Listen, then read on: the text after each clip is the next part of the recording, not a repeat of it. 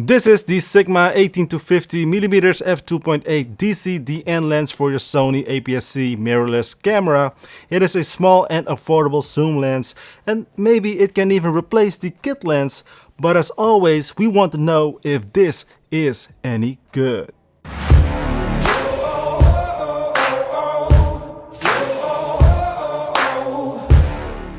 What is happening, guys? Gary Jahman here, back at it again with a new video. Hope you're doing well, hope you're safe and happy. So let's begin right away with this little guy. And as always, we want to know if this is any good. So in order to answer that big question, we need to divide this video in several sections. And the first section that we're going to discuss is all about the build quality. The 18-50mm is roughly the same as a 27-75mm equivalent in terms of full frame sensors. It is made from polycarbonate and metal. It has a dust and moisture resistant structure. It weighs just 290 grams and it has a 55mm filter thread, and the price of this lens is just under the 500 euros US dollars, at least here in the Netherlands. And once attached to any Sony camera, it really feels well balanced, like all things should be, and it looks pretty sweet as well. The zoom ring and focus ring really feels nice and very solid as well. However, we don't have any buttons on the side or any customizable things or any extra features, so no stabilization is inside of this lens. But in overall, if I had to give it a number or a rating, let's say it will be something like a 7.5 out of 10. Now let's talk about more interesting stuff, and that is the image quality for both photo and video. But as always, we're going to talk about the photos first. And as you see in the following examples, things are looking pretty sweet. Everything was shot in RAW and then edited in Lightroom or even in Luminar. As I mentioned, these were all shot in RAW and edited, but straight out of camera JPEGs don't look nearly as good as the way that I edit them. Because as you see right here, the following shots are all straight out of camera JPEGs. You do see a lot of vignetting, you do see a lot of distortion, and also you see a lot of color fringing going on.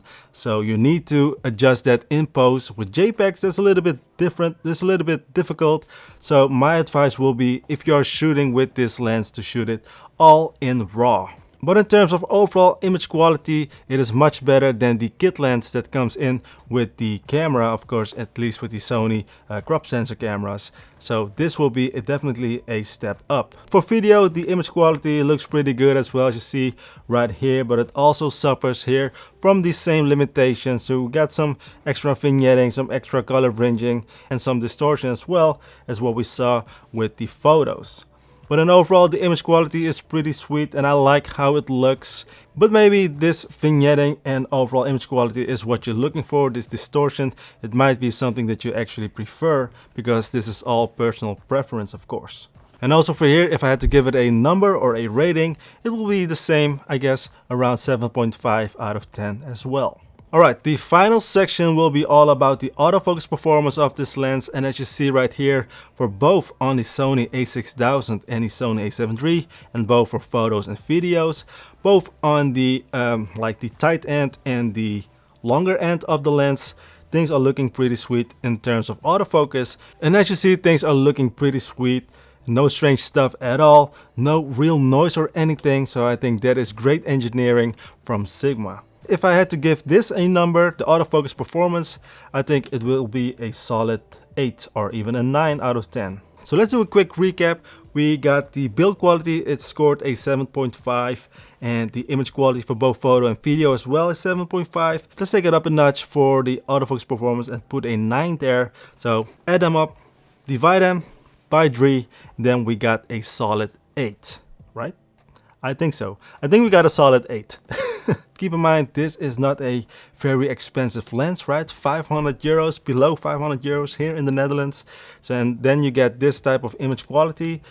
I think a 8 out of 10 is definitely a nice score to have, a nice rating to have at least, right? And I do think that this lens is a very solid lens, not only for APS-C shooters, but also for full frame shooters that don't want to spend too much money. Then this will be a great option to check. Alright, so that's it for this video. Thank you again for watching. Subscribe to the channel if not already to see more camera stuff and more reviews, more tech stuff as well. Things are coming up in 2022 as well. So this will be released around Christmas time, maybe even before that. So yeah, let me know in the comment section down below if you got any questions about this lens. And as always, stay safe, stay healthy, and I'll see you in the next one. Good luck.